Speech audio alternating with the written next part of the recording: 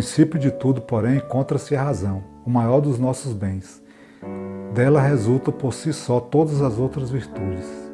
Na verdade, é mais valiosa ainda que a filosofia, porque nos ensina que é impossível viver prazerosamente sem que se viva uma vida cheia de razão.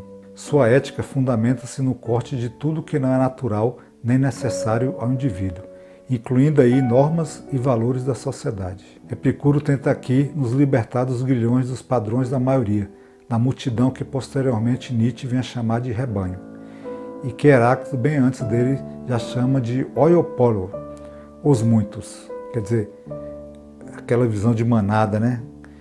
A gente conseguir se afastar disso. O homem sábio, o homem feliz de Epicuro, ao tentar compreender a natureza e seus fenômenos, percebendo seu equilíbrio cheio de conflitos e amores, pode conseguir dominar seus desejos, paixões e ações, tendo como base apenas a si mesmo, sem se pretender a nenhum dogma ou padrão externo que não lhe sirva.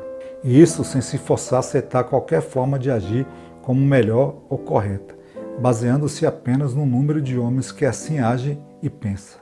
A vida feliz resulta desse agir livre. Na época de Epicuro, a visão do homem intervencionista na natureza não existia. Sua filosofia buscava a compreensão e não a intervenção na natureza. O homem devia melhorar a sua vida ao estudar a natureza e não corrigir a natureza para melhorar sua vida. Agora veja o que nos diz Epicuro sobre o tema da morte. A morte nada é para nós, pois aquilo que já foi dissolvido não possui mais sentimentos. Aquilo, porém, que não possui mais sentimentos não nos importa. Para Epicuro, a alma é um princípio corpóreo ligado às sensações e aos sentidos, e não haveria motivo para pensá-la possível com o fim do corpo. Afirmava ele, a alma contém em si a causa principal de nossa percepção pelos sentidos. Quando a massa total dos átomos do corpo se dissolve, então também a alma se dispersa.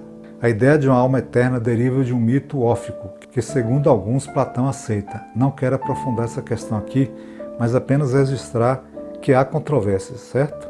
E que posteriormente o cristianismo usará como base de sua doutrina. Epicuro também fala belamente da morte na carta a Meneceu. Falava ele, além disso, acostuma-te à ideia de que a morte para nós é um nada. Todo bem e todo mal residem na faculdade de sentir. A morte, porém, é a privação desse sentimento. Assim, o conhecimento de que a morte nada é torna deliciosa a nossa vida efêmera.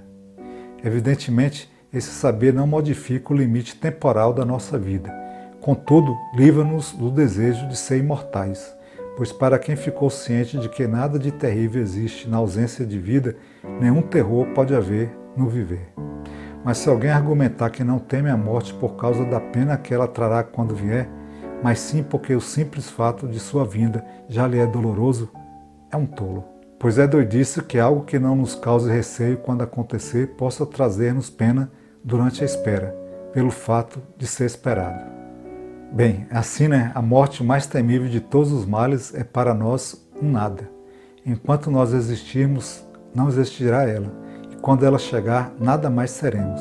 Desse modo, a morte não toca nem os vivos, nem os mortos, porque onde estão os primeiros não se encontra ela, e os últimos já não existe mais.